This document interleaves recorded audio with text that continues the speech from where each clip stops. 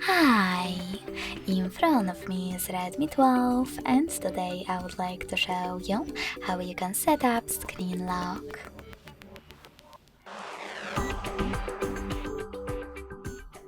Begin by going into settings and scrolling down to access password and security. Then click on screen lock and select one of those login methods, pattern, PIN or password. After you decided, tap on Got It in the pop-up and create your login method. Then repeat it in order to confirm it and choose Confirm at the bottom right corner.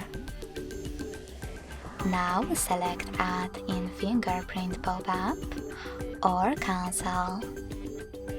So finally, when I switch off my screen, then turn it back on, icons that pattern is now required.